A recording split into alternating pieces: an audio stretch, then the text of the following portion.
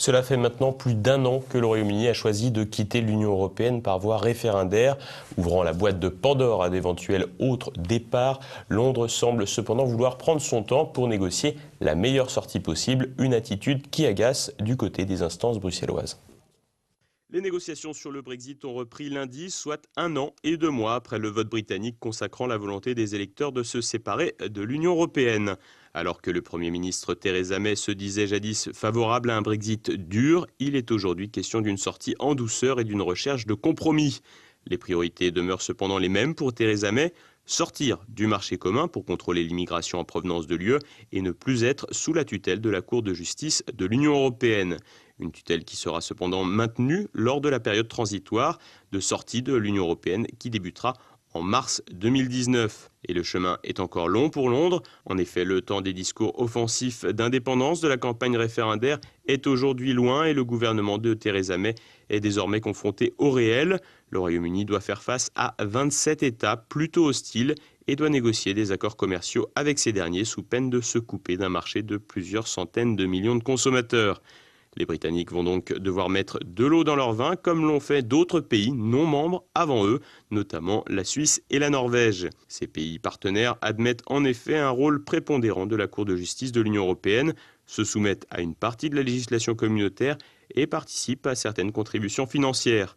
Pressé par Bruxelles, le Premier ministre Theresa May l'est aussi par les partisans du Brexit. En effet, les pro-Brexit s'impatientent, c'est le cas notamment à Tilbury dans l'Essex, où les citoyens britanniques ont massivement voté pour la sortie de l'UE. Well, I hope they pull us out completely, because that's what we voted for. And soft compromise now.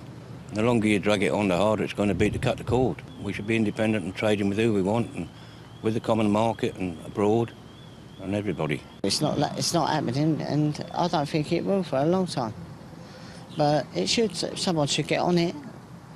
Like, try and fast things up. You know what I mean? I think it's a joke.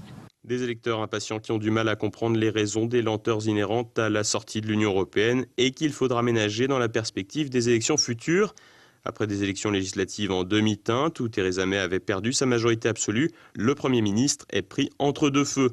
Les pro-Brexit, qui lui demandent une sortie rapide de l'UE, et Bruxelles, qui n'entend pas se faire dicter des conditions de sortie uniquement favorables à Londres. En octobre prochain, une nouvelle séance de négociation devrait traiter du sort des ressortissants européens résidant au Royaume-Uni, mais aussi évoquer l'épineuse question de la frontière irlandaise ainsi que les contributions financières. Un projet de loi britannique présentant l'ensemble des rapports futurs UE-Royaume-Uni doit être proposé en octobre 2018 pour être ratifié en mars 2019, début de la période transitoire de sortie.